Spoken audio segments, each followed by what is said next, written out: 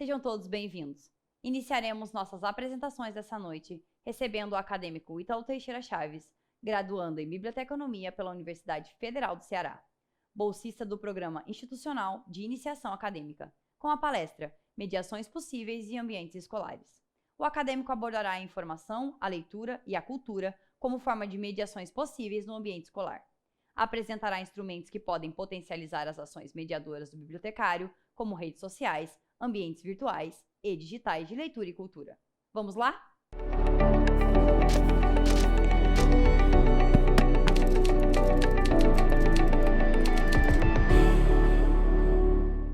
Olá a todos e a todas, sejam bem-vindos ao primeiro Seminário Brasileiro Virtual de Biblioteconomia. Eu me chamo Ítalo Teixeira, atualmente sou graduando da Universidade Federal do Ceará, cursando o 7º semestre, sou estagiário do Tribunal Regional do Trabalho do Ceará na seção de biblioteca, já tive experiências na escola com mediação a partir da educação patrimonial, a mediação da informação, e hoje eu vou falar para vocês um pouco sobre as mediações possíveis nos ambientes escolares. Então, nós vamos ter como objetivos deste encontro discutir sobre a atuação do bibliotecário nos ambientes escolares.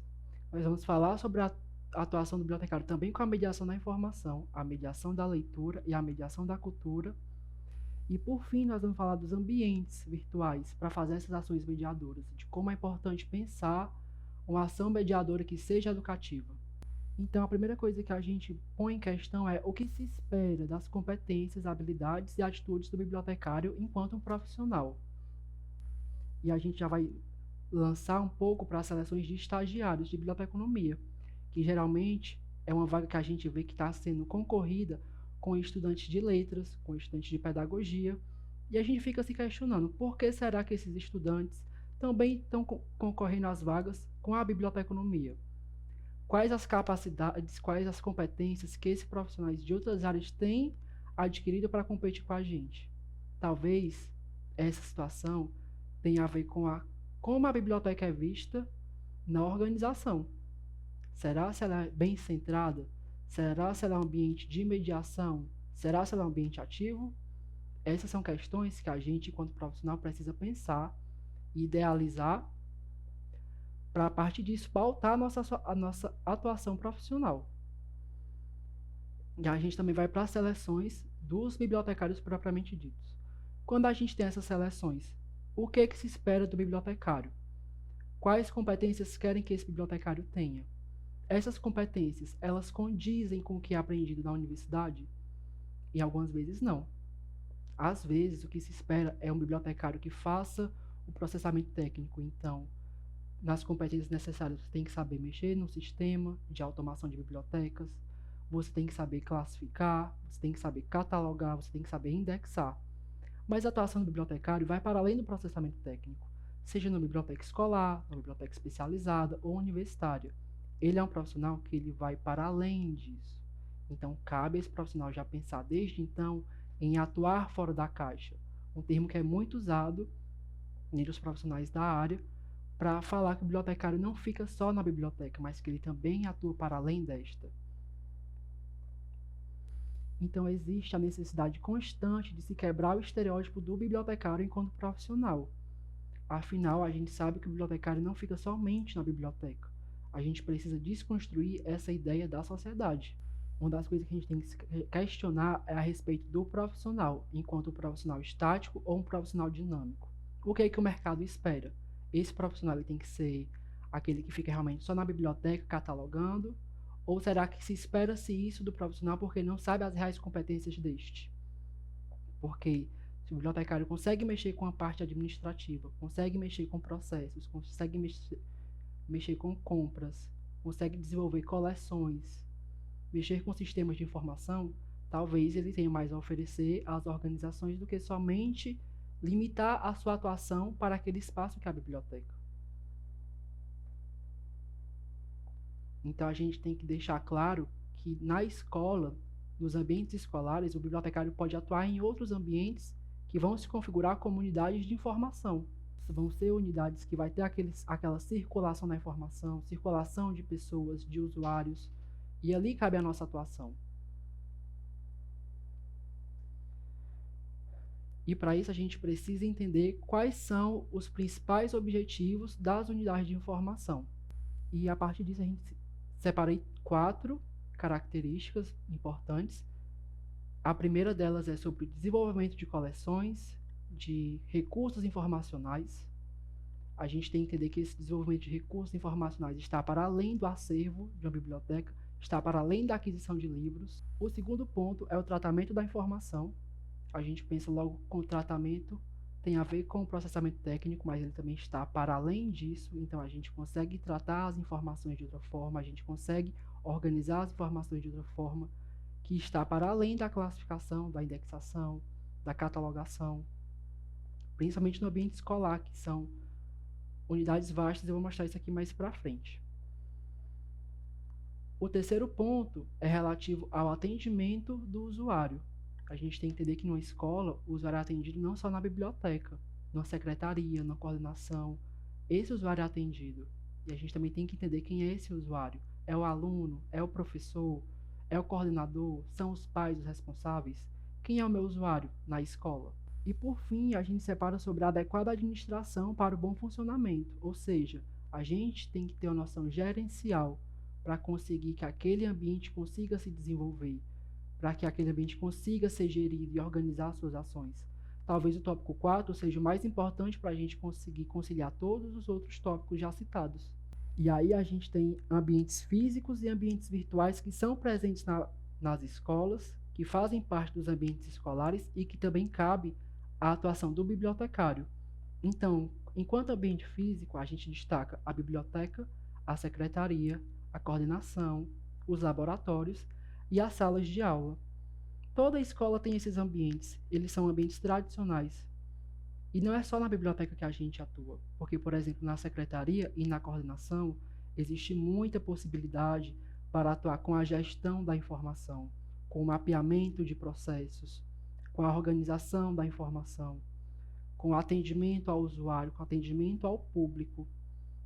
E além desses ambientes físicos, tem ganhado cada vez mais repercussão os ambientes virtuais, como Facebook, Instagram, Twitter, TikTok e os próprios canais institucionais que a organização vai deter.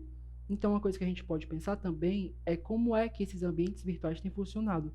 Porque, por exemplo, o Facebook, você pode ter uma página, você pode ter um grupo no Facebook, ou você pode ter um perfil pessoal. Cada uma dessas formas é possível de ser gerida. Então, vai caber entender como é que o usuário está se comportando, quais são as práticas dele nesse ambiente. Ele fica nos grupos, ele fica nos perfis, ele fica nas páginas. E o mesmo vale para as outras redes sociais. E entender também que o nosso público-alvo está para além do aluno. Nós vamos ter como público-alvo na escola os pais, os responsáveis, que vão ter uma necessidade. Nós vamos ter os alunos, que vai ter outra necessidade. Nós vamos ter os professores, que vai ter outra necessidade. Então, cada grupo desse vai ter uma necessidade informacional, vai ter um percurso de prática informacional, tanto nos ambientes físicos quanto nos ambientes virtuais. O bibliotecário precisa, portanto, já daí, realizar os estudos de usuários para compreender como é que isso está acontecendo. A partir dessa compreensão, vão ser criadas estratégias de atuação, estratégias de estar nesses ambientes, de fazer com que esses ambientes funcionem. Mas para isso é preciso, desde já, realizar esses estudos, ter essa compreensão. Então, a gente destaca que existem muitos ambientes escolares que o bibliotecário pode atuar para além da biblioteca, embora nem sempre as empresas que estão fazendo essas contratações tenham noção disso, porque ainda vê aquele profissional muito dentro da caixa, vê o profissional muito estereotipado. Então, relaciona diretamente o bibliotecário com a biblioteca com o livro, então o bibliotecário vai ficar na biblioteca fazendo coisas com o livro. Só que pode ser uma atuação para além disso, pode ser uma atuação gerencial, uma atuação com logística, uma atuação com processos. E é preciso também entender que a escola tem subsídios para isso, e ela tem geralmente uma necessidade. Se a gente observa as escolas, existe uma demanda muito grande.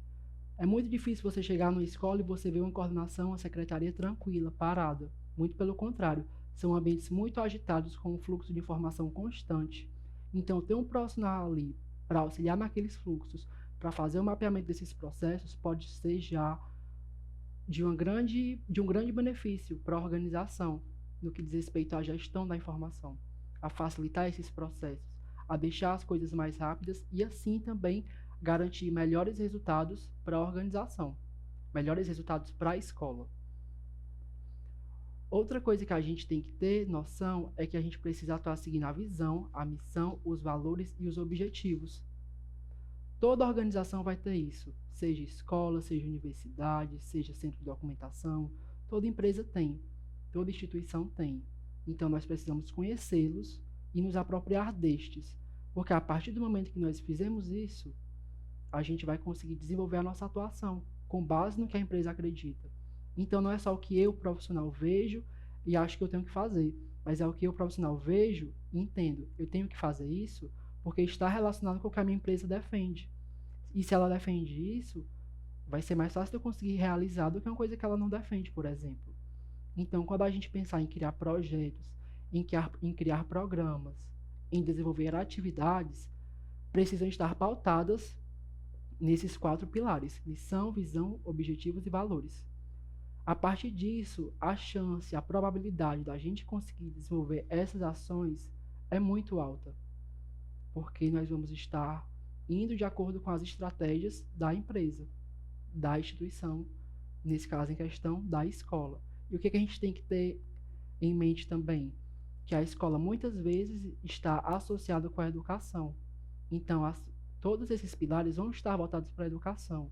Logo, cabe ao bibliotecário ser um profissional também educativo e social nesses ambientes. Mostrar que ele tem competências, que ele consegue desenvolver atividades nesse tocante. E o que vai acontecer em alguns momentos é que a gente vai precisar ressignificar alguns ambientes escolares. Por quê? Porque às vezes a gente chega numa escola e já tem alguém que estava fazendo trabalho ali por anos, essa pessoa saiu, a gente chega lá de paraquedas, tudo novo, e não é como que não é o que a gente quer. Às vezes não é nem o que a escola quer, o que a escola acredita. Só que já tem toda uma cultura construída para aquele ambiente. Então a gente precisa do quê? Ressignificar, transformar esse ambiente. Não está como eu quero? Ok. Isso pode ser um pouco frustrante no começo, mas a gente também precisa saber lidar com isso e construir melhorias nesse espaço. A gente pode também mudar os significados que ele tem. Então, por exemplo, em algumas escolas, a biblioteca é conhecida como local do castigo.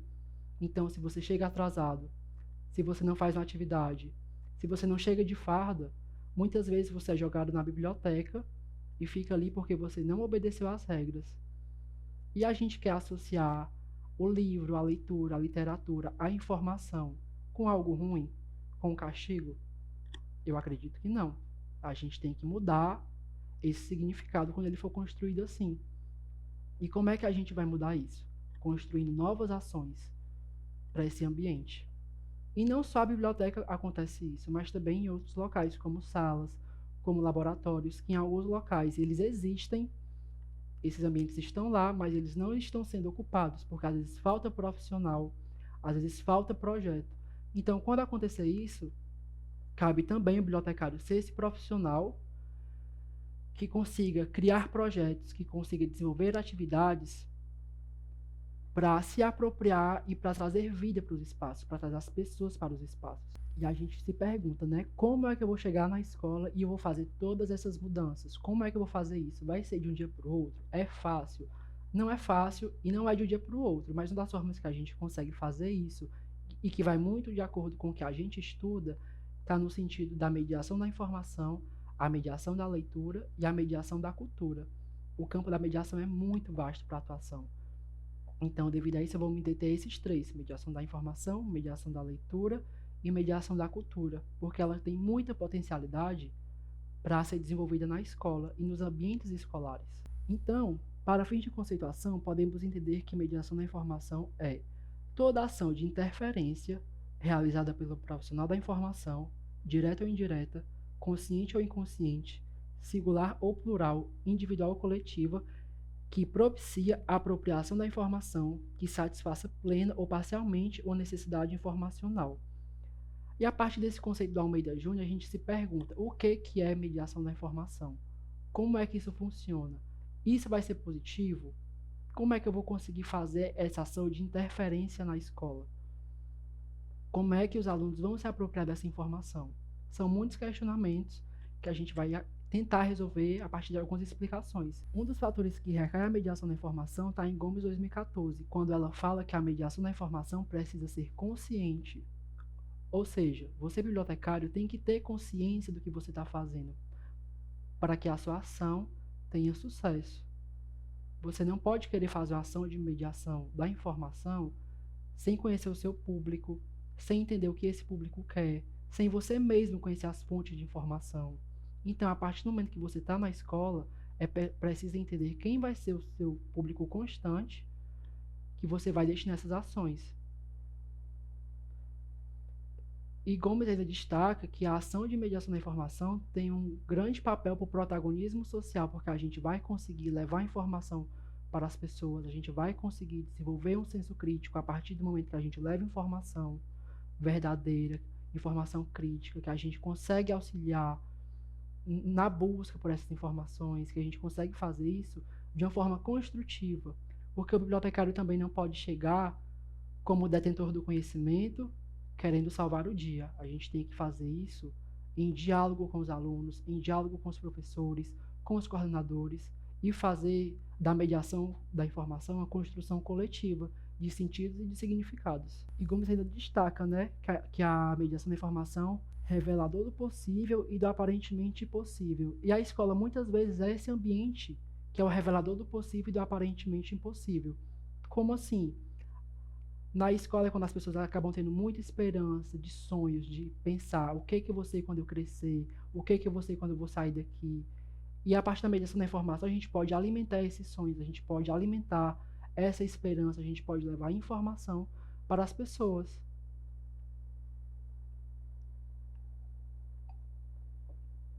E entender que quando a gente está fazendo isso, a gente também está sendo protagonista, protagonista da nossa atuação, ajudando o outro. E para além de entender o conceito de mediação da informação, como a gente faz, o que é preciso entender o contexto educacional no qual essa mediação, essa ação de mediação vai estar inserida. O que eu quero dizer com isso? Que Paulo Freire já falava muito e criticava uma educação bancária. E o que é esta educação bancária? É uma educação no qual os professores estão ali como centro, como detentor do conhecimento, transmitido para os alunos. Esse tipo de educação acaba sendo uma coisa muito frágil e, ao mesmo tempo, também muito usada. Não existe diálogo, não existe interação, existe somente a transmissão. Então, a gente não consegue compreender o contexto do outro, compreender como é que o outro está recebendo essas informações. E já que a gente tem um cenário educacional assim, o que a gente tem que tentar fazer com a nossa ação de mediação da informação? Combater isso, mudar essas questões. Então, se a gente tem uma educação bancária de transferência, a gente precisa mudar isso. Não só transmitir informação, mas conversar, dialogar e fazer com que exista apropriação. Então, a mediação da informação precisa se apresentar como uma forma de dar descontinuidade a esse processo de educação bancária, que já é bastante difundido. E aí já se encontra mais um desafio, porque não é fácil. É algo que já está na cultura. Então a gente vai usar aquela palavrinha que eu usei no começo, ressignificar. A gente ressignifica a educação com a mediação da informação. A gente conversa, a gente escuta e a gente troca. Porque assim como o bibliotecário tem muito a oferecer, ele também tem muito a aprender com os alunos, com os professores, com os coordenadores. Porque cada um tem uma vivência diferente. E é nessas trocas que a gente vai construindo conhecimento, que a gente vai consolidando as buscas e recuperando a informação necessária. E conversando sobre essa informação necessária para esses alunos, entendendo por que a gente recuperou isso. E já que a gente está na escola, a gente tem que entender que a mediação da informação vai estar muito aliada às pesquisas escolares. Então, se a gente quer falar de mediação da informação, a gente tem que ir para além do conceito, mas entender como é que isso vai se dar na prática. E na prática, a mediação da informação acontece a partir de pesquisas escolares, a partir da busca pelo conhecimento, a partir da busca pela informação. Nesse sentido, é importante que a gente atue com um fator educacional muito forte, muito claro. E entender que os alunos também são protagonistas, que os alunos também têm os conhecimentos deles, que eles podem ajudar a construir um ao outro. E que na escola existe um vasto tipo de informação, ou seja, tem ciências humanas, tem linguagens e códigos, tem ciências da natureza, tem ciências exatas, e cada uma dessas se divide em várias matérias. E a gente vai perceber que vai ter alunos que vai ter mais facilidade para outras, mais dificuldade para algumas. Então, por que a gente não tentar auxiliar um grupo de estudo com esses alunos? Onde eles mesmos também possam se auxiliar e ajudar uns aos outros. E assim, exercer a troca, um auxílio.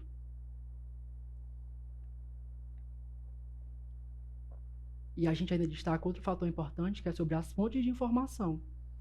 Porque na atualidade existe muita fake news. Então, se a gente sabe que existe notícia falsa, a gente tem que mostrar a importância das notícias verdadeiras, a importância de se saber pesquisar, a importância de usar fontes fidedignas. Partindo agora para outro ponto de atuação, cabe falar da mediação da leitura. E talvez a mediação da leitura seja um dos tópicos mais conhecidos da atuação do bibliotecário. Até porque muita gente já associa o bibliotecário com aquele tio da leitura, aquele tio que vai pegar um livro e vai ler pra gente. Só que a mediação da leitura está para além disso, está para além da leitura do livro. E é uma prática que pode ter resultados muito significativos. E uma das coisas que a gente já pode entender sobre mediação da leitura é que ela tem migrado do espaço físico para o espaço virtual. Ou seja, antes a gente tinha aquela biblioteca cheia de livros, cheia de acervos. E agora os livros estão aqui, no celular, na palma da mão, um celular onde muitos alunos vão ter. E quais são as vantagens dessa migração que a gente pode destacar desde já? É que a leitura se torna mais acessível, porque às vezes não tem o livro que o aluno quer, que o leitor quer, mas esse livro está disponível na web. Então a gente consegue recuperar esse livro e fazer uma mediação da leitura com o livro que está no ambiente virtual, com o livro que está na biblioteca digital, com o livro que está no repositório, e mostrar que esses ambientes existem para os alunos, que muitas vezes é passado despercebido. E agora a gente tem aí, né, uma representação do que é muito conhecido tradicionalmente sobre a mediação da leitura. A mediação da leitura sendo feita por um profissional, na biblioteca, em que está todo mundo sentadinho, ouvindo. Que tal a gente pensar a mediação da leitura em ambientes não tradicionais? A gente já viu anteriormente que a escola possui bastante ambientes para atuação, tanto físicos quanto virtuais. Vamos pensar nesses ambientes, vamos idealizar como essas atividades podem ser desenvolvidas em outros locais. E a gente traz aqui uma citação sobre a prática da mediação da leitura. A mediação da leitura deve ocorrer de forma abrangente, onde possa atrair jovens, adultos e crianças. Ou seja, a mediação da leitura não é para um público específico, mas sim para todos. A mediação da leitura pode ser vista como uma atividade social, onde o principal objetivo é transformar em leitores aquelas pessoas que desconhecem a leitura como uma prática que desenvolve o senso crítico, criativo, social e cultural. Ou seja, daí a gente já vê como a mediação da leitura pode trazer resultados positivos. A gente não precisa também buscar muita justificativa para relacioná-la com a educação, porque ela já está intrinsecamente ligada. E quando a gente vai ver nas escolas, um dos fatores que fazem com que os pais cobrem é a respeito da leitura, porque às vezes a gente escuta, né? Ah, meu filho não gosta de ler, meu filho não tem interesse de ler. O que a gente pode fazer para mudar isso? Então, ações, práticas de mediação da leitura pode ser um caminho para incentivar a leitura. E pensar no incentivo à leitura não só dos filhos, né? Não só dos alunos, mas também dos pais. Pensar talvez em grupos em que envolva a família. E a partir disso, criar projetos para mediação da leitura na escola. E voltando para aquela questão, né, dos ambientes tradicionais, a gente pode fazer a mediação da leitura no laboratório, por exemplo? E a resposta é sim, nós podemos. A gente não precisa se deter a uma biblioteca. Os jovens atualmente gostam de espaços interativos, espaços tecnológicos. Então, quando a gente consegue mesclar a leitura com a tecnologia, é algo que vai chamar bastante atenção. É algo que vai conseguir prender esses jovens para essa ação, além de conseguir apresentar novos espaços para a leitura, novos espaços para a cultura, novos espaços para descobertas do conhecimento. E a gente tem que ter muito claro alguns aspectos que vão ser bem importantes para essa mediação da leitura. São eles o acolhimento, a ambiência, a escuta e a seleção das obras. Esses 4 aspectos, eles estão mesclados entre si, eles não são dissociados, eles não se separam. Então, a gente tem que pensar, por exemplo, no meu ambiente, o que eu posso fazer para chamar atenção, para tornar o meu ambiente agradável? Quais aspectos eu posso usar? Já que eu vou trabalhar algum livro específico, alguma temática específica, eu posso usar essa temática. Criar cartazes, fazer recortes e tornar um ambiente acolhedor, que é outro aspecto importante. As pessoas precisam se sentirem acolhidas na mediação da leitura, porque não é um momento só de ler, mas é um momento de troca, é um momento de partilha. Então, esse acolhimento vai ser essencial para que existam essas trocas de informação, essas trocas de experiência, essas trocas de conhecimento. E outro ponto importante é a escuta. O bibliotecário, o mediador, ele não vai estar só lendo o livro. Ele também tem que treinar a sua escuta. Ele tem que saber ouvir o outro, ouvir o que o outro tem a dizer, ouvir o que o outro tem a falar. E entender que esse aspecto também é importante. E que as pessoas querem ser escutadas, as pessoas querem ser ouvidas. Então a gente tem que treinar isso. E por fim a gente destaca a seleção das obras, né? E o que a gente tem que entender com a seleção dessas obras é que nós vamos ter um público-alvo a ser trabalhado, provavelmente. Tendo em vista esse público-alvo, a gente tem que selecionar obras ou então uma temática que vá de acordo ao que esse público tem interesse. Então, se eu estou trabalhando com um público jovem e eles gostam de romance, eu vou trabalhar um romance. Se eu estou trabalhando com um público mais adulto e eles gostam de um clássico, eles gostam de uma crônica, eu vou para a crônica e vou me adaptando de acordo com o que o meu público gosta de ler. Porque se eu quero estimular o hábito e o prazer pela leitura, eu tenho que incentivar as pessoas a lerem, a conhecerem aquilo que elas têm interesse. E por fim, a gente vai falar um pouco de mediação da cultura, né? O que é mediação da cultura? O que é cultura? Então, eu já começo falando de cultura, trazendo o que Paulo Freire diz sobre a leitura de mundo, que a gente primeiro lê o mundo para depois ler a palavra. O que isso quer dizer? Que desde cedo a gente está lendo o nosso mundo, está lendo o nosso contexto, está lendo o nosso ao redor. E ler tudo isso é ler cultura, é conhecer cultura desde cedo, desde o nascimento, em que a gente vê a nossa mãe cantando, a gente vê o nosso pai contando uma história. Tudo isso faz parte da nossa cultura, faz parte da gente. E entender que a cultura tem forte ligação com o patrimônio e com a memória. São 3 tópicos que vão estar ligados, diretamente ligados, porque a cultura não nasce de um dia para o outro. Ela já vem seguindo um percurso grande, e nesse percurso tem produção de patrimônio, em que as pessoas criam ferramentas, criam instrumentos, modos de ser, e tudo isso fica na memória, fica registrado de diversas formas.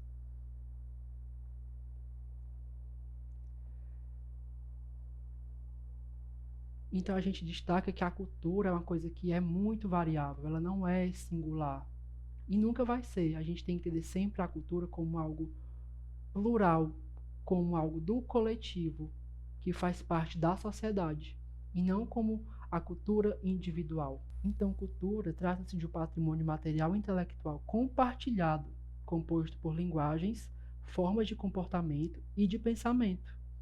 Ou seja, cultura somos nós. Nós carregamos a cultura porque nós somos a cultura. E a cultura pode ser expressa por meio das artes como a música, o teatro, a literatura. E isso está intrinsecamente ligado ao que a gente vê, o que a gente vivencia, o que a gente consome no nosso cotidiano. Ou seja, o tempo todo nós estamos consumindo cultura. E já que a gente vai trabalhar a cultura na escola, uma das coisas importantes a se fazer é desmistificar a cultura. E por que a gente vai desmistificar a cultura? Porque na escola existe às vezes um discurso muito forte de uma cultura ser superior à outra, de uma cultura ser melhor do que a outra. Então, já que existe isso e a gente sabe que na realidade é bem diferente, a gente precisa conversar e mostrar que não existe cultura melhor, Não existe cultura pior. O que existe são culturas diferentes, são hábitos diferentes e são construídas diferentes por povos diferentes. E que cada um vai ter uma cultura, cada um vai ter uma prática diferente. E a gente tem que entender que a escola é um terreno fértil para desenvolver essas atividades culturais. E por que ela é um terreno fértil? Porque eu volto a dizer, se a gente está atuando numa escola, a gente tem que pautar uma atuação que vai de acordo e de encontro com a educação. E quando a gente relaciona cultura, a gente consegue relacionar várias áreas do conhecimento, sobretudo as ciências humanas e as linguagens e códigos. Então, se a gente consegue pensar em atividades a serem desenvolvidas que a gente vai puxar essas disciplinas, a gente vai estar agregando ao que o professor ensina em sala de aula. E isso acaba sendo um complemento de uma disciplina, um complemento de uma matéria, e que vai também ter um significado para esses alunos, a partir do momento que a gente vai estar construindo conhecimento. E aqui eu trago alguns exemplos de atividades que podem ser desenvolvidas no âmbito da mediação cultural, né? A primeira delas que eu apresento é a oficina de educação patrimonial, ou seja, falar sobre o que é patrimônio, o que é o patrimônio histórico, o que é o patrimônio artístico, material e imaterial, como é que ele se constrói, e, inclusive, propor a construção do patrimônio dos próprios alunos, sobre o que eles entendem de patrimônio, o que é patrimônio para eles, o que é a cultura para eles. E, a partir disso, criar exposições na própria escola do que os alunos têm produzido, porque assim vai criar um sentimento de pertença, vai criar também possibilidade de compartilhamento de experiências, porque você vai estar mostrando o seu e vai estar vendo do outro. Então aí já existe uma troca muito forte e muito potente. A segunda são exposições artísticas. Por que não chamar um escritor, um músico da comunidade para ele mostrar um pouco da arte dele e da cultura dele? Isso também vai criar uma aproximação da escola com a comunidade e com os artistas ao redor. Vai inclusive de encontro ao que a gente falou anteriormente sobre mostrar a escola como um ambiente revelador do possível. Então, se tem alguém ali que aspira a ser artista, que gosta disso, e vê na escola a possibilidade disso, e também uma aceitação, isso vai ser muito importante mesmo. E por fim, a gente fala de semana cultural, né, que acho que talvez seja uma das atividades mais comuns envolvendo a mediação da cultura. Porque na semana cultural geralmente envolve música, envolve teatro, envolve aquela exposição de sala com tema. E a gente percebe nessas ações que tem grande apropriação dos alunos, que eles têm interesse em estar fazendo isso, que envolve os professores também. Então a gente tem que pensar nessas ações que façam com que as pessoas produzam conhecimento, que as pessoas consigam trocar conhecimento também, mostrar o que elas pensam, aprender coisas novas. E tudo isso está no âmbito das ações mediadoras. Então a gente relaciona mais uma vez que a ação mediadora ela tem que ser uma ação mediadora educativa. Ela não pode ser pensada fora da educação, fora do âmbito educacional. Ela tem que ser pautada nisso, porque primeiro a gente vai conseguir força na escola, porque vão ver o que a gente está propondo, está indo de encontro com o que a escola acredita, está tendo interesse dos alunos, está tendo interesse dos professores, e tentar puxar esses grupos para apoiar essas ações, para somatizarem nessas ações. Porque, como eu disse, o bibliotecário não consegue fazer tudo sozinho. Se ele não consegue fazer tudo sozinho, ele precisa de pessoas para auxiliarem ele, para ajudarem, para colaborarem. E os professores já também têm vasto conhecimento nessas temáticas da educação. E uma das possibilidades para fazer ações mediadoras é usar e se apropriar de ambientes virtuais, como bibliotecas digitais, como museus digitais, museus virtuais. Em uma pesquisa que eu realizei em 2020 com a professora Lídia, a gente descobriu que esses espaços, primeiro, eles não são conhecidos. Ou seja, existe na internet bibliotecas com livros, museus com acervos disponíveis para visitação, só que ele não é do conhecimento do público.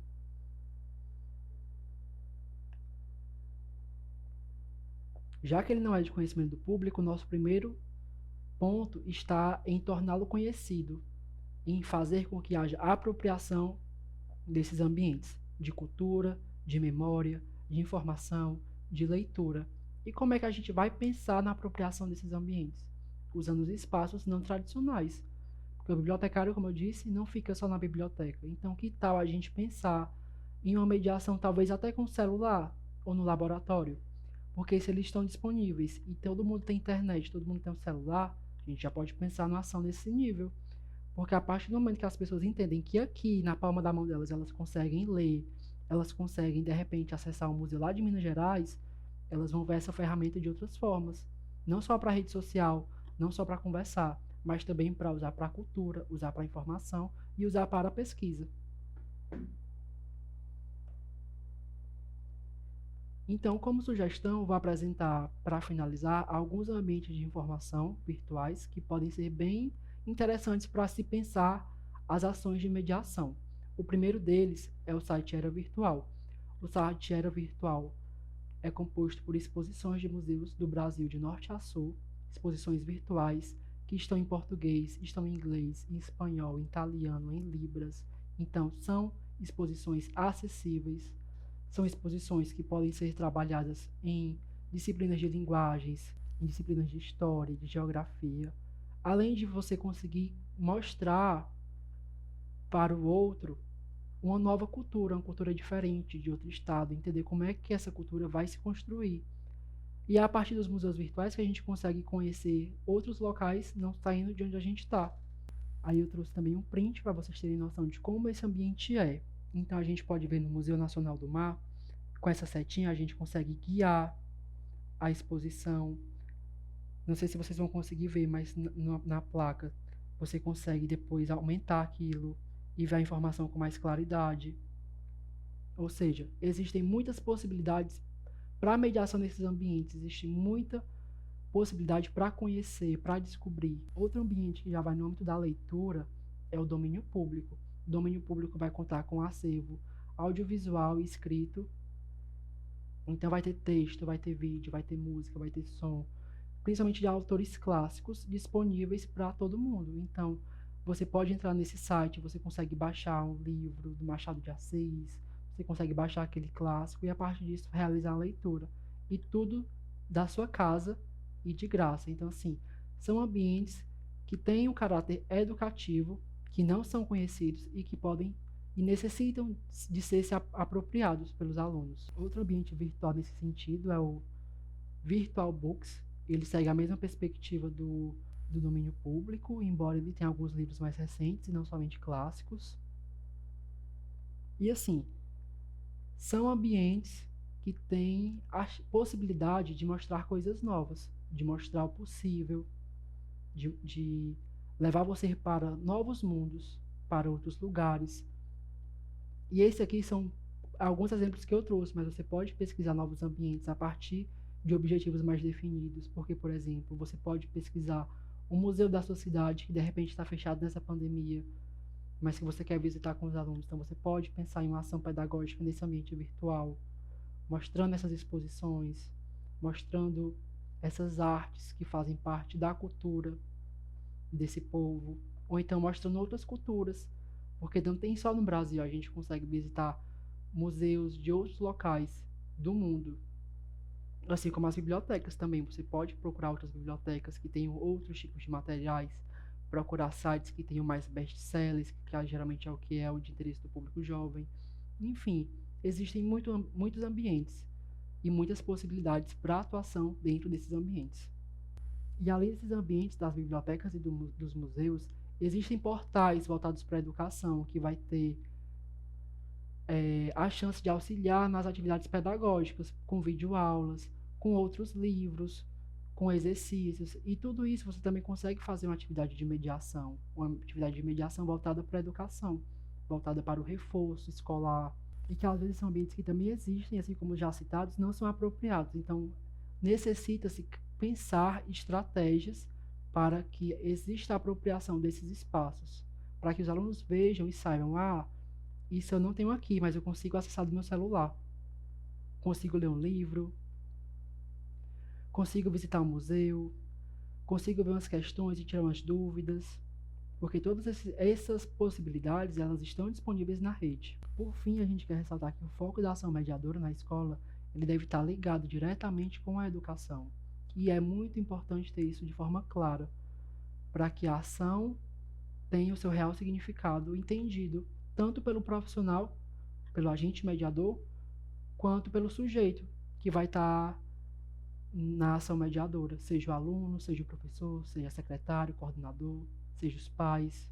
Entender que a gente está ali para ajudar e para auxiliar na educação. E entender que a atuação do bibliotecário é social.